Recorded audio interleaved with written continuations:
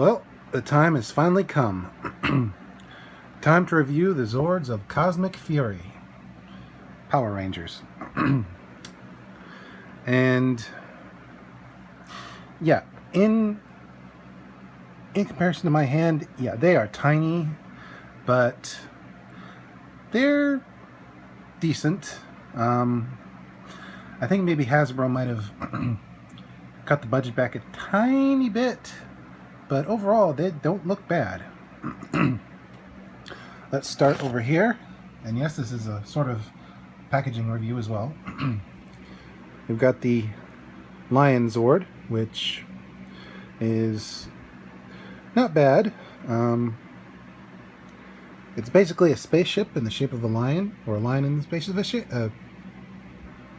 the shape of a spaceship. There's the power sphere, or cockpit, depending on how you want to look at it. And it's got so much detail, just not a lot of paint. And looks like there's spaces for other things. We'll see if Hasbro puts out any more Zords.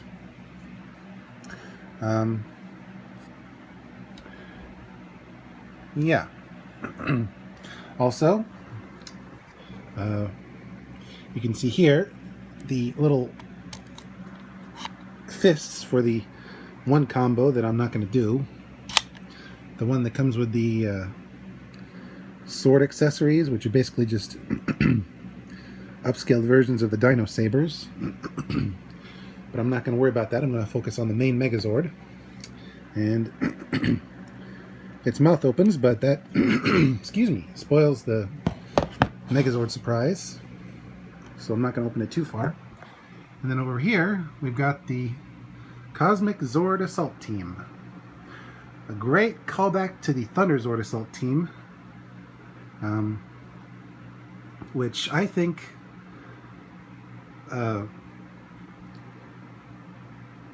is a good idea, even though they're probably not going to have an actual setup like this. But let's look at the individual Zords, some of which are very, very well locked into place, others not so much. We've got the Wolf Zord, which, at least for a while, will be piloted by Billy. Yes, he's coming back, and he's back in a Wolf Zord.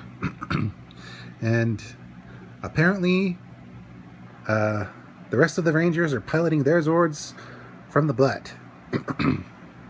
Okay. But yeah, this guy is very brightly colored, wherever there is color. Got some sparkle with the power sphere.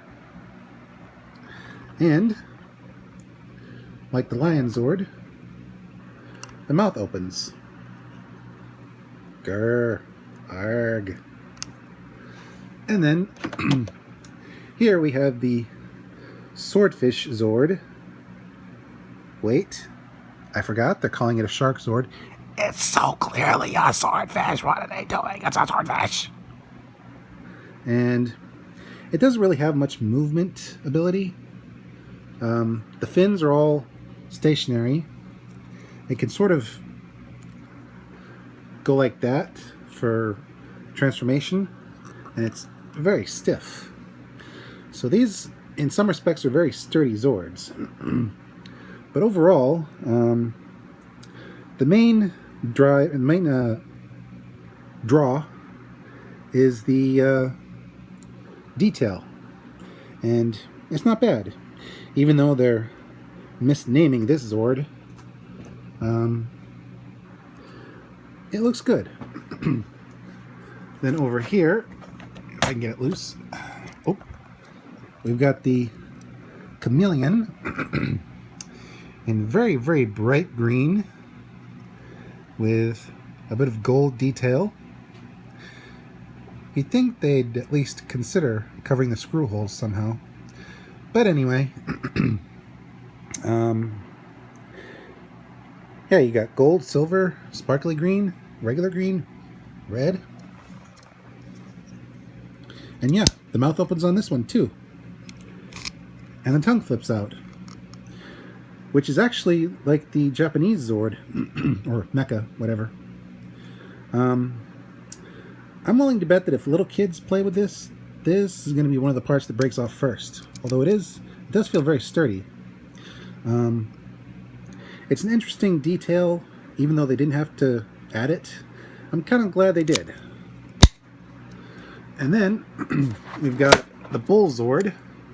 Not the first Bull Zord, and certainly not the first Black Bull Zord.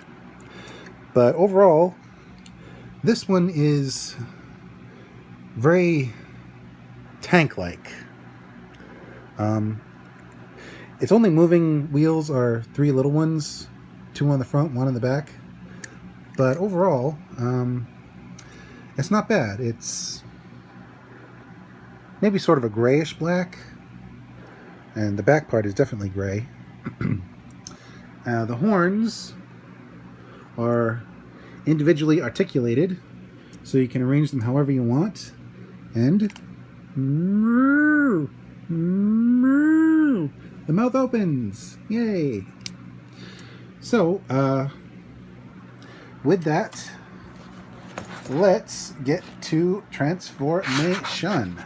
And yeah, here's what the sled looks like without the Zords on it. And it collapses up for a sort of booster pack and a storage space for the weapons. Okay, so let's start with the feet. No, the arms. The arms. I believe with the Shark Zord, the arm is pretty much done. Although I think you do have to rotate it so it's like this. And if it's a foot, all you got to do is put up the head. Yeah, they've got the limb swap abilities, and as you can see, the power spheres do come off fairly easily. You got to be careful with that. Let's see. With the Chameleon, you simply fold down the back part, and if you're going for a foot mode, this is how you configure the feet.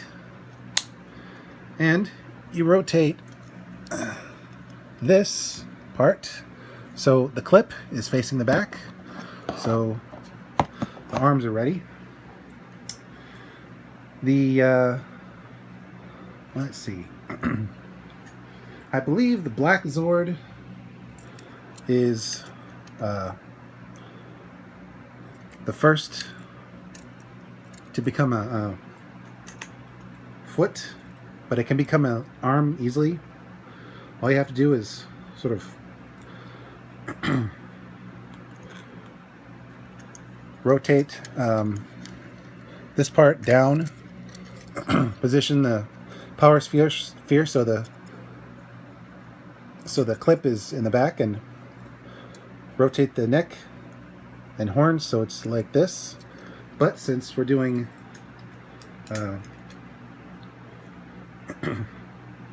foot mode, I believe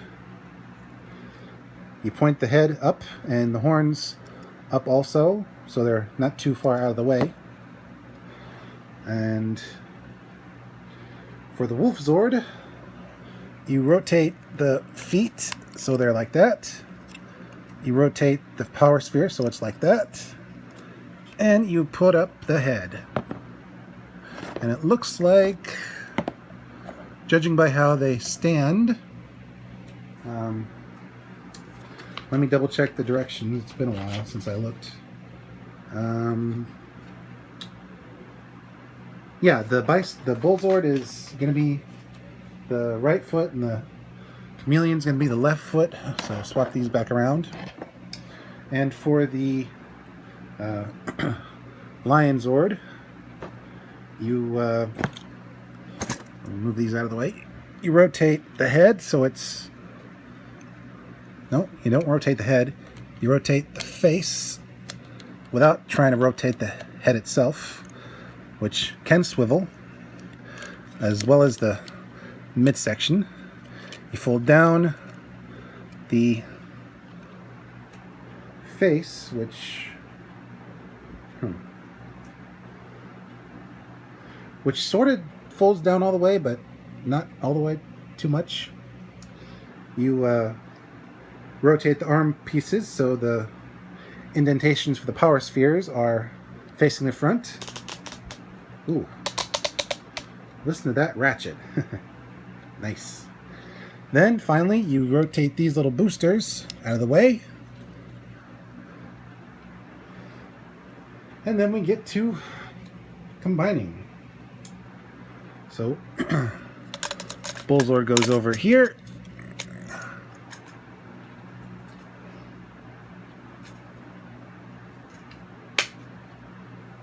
Very sturdy click. I really hope none of these clips break, because they are very, very stiff. You put the blue Zord here. Okay.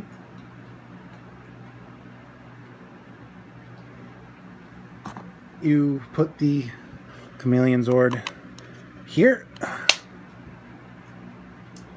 And finally, you put the Shark Zord here. And with that,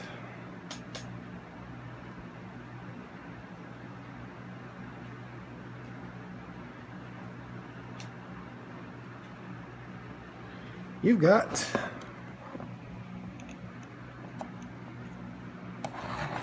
a slightly less than perfectly sturdy Zord. Hang on a second.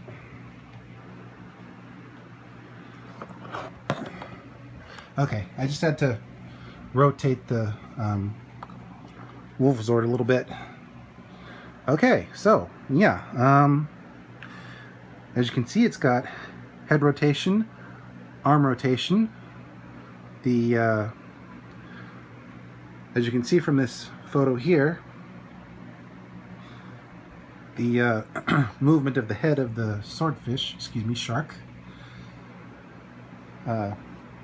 gives it a little wrist movement, and there's slight wrist movement, I think, but not too much. And it's also got the hip rotation. The feet don't really move much except to steady the Megazord itself. And let me just fix it so it's at ease.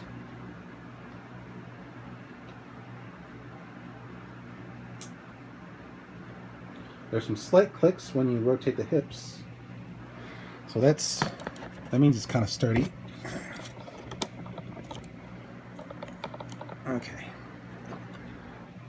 Okay, so yeah, we have the Megazord itself, and it is not bad.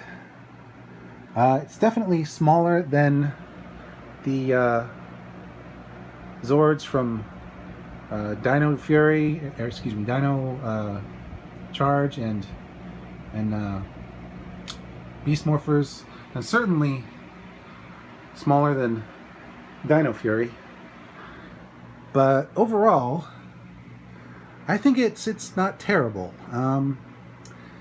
The configuration of the power spheres does allow for combinations with the Dino Zords from Dino Fury. So for extra imaginative kids who don't care about show accuracy, this is right up your alley. For someone who wants the Cosmic Fury line but doesn't want to pay the price for the Japanese toys, this is a decent compromise. Although for seasoned collectors it might be a tiny bit of a letdown. I myself paid, with shipping, $60 as opposed to $72, which I thought was outrageous, which is why I'm glad I waited for the price to come down a bit. I got it online, and overall it didn't take too long to get. I mean, get here, that is. If this is the one and only representation for Cosmic Fury, it is fairly sufficient. With the accessories they give you, you can sort of use your imagination a bit. But honestly, I'm hoping we get at least 4 more auxiliary Zords and that one purple Zord, which would allow for at least 2 Megazords to show up. But with only 10 episodes coming this season, I don't know. Maybe we'll get more, maybe not. Episodes, that is, and Zords. Only time will tell. This is Mr. J signing out and reminding you, the power will always protect you. And when in doubt, bet on the Zords. And rest in peace, those Rangers who have passed on. And welcome back for those Rangers who have returned. See you at the end of September, Cosmic Fury.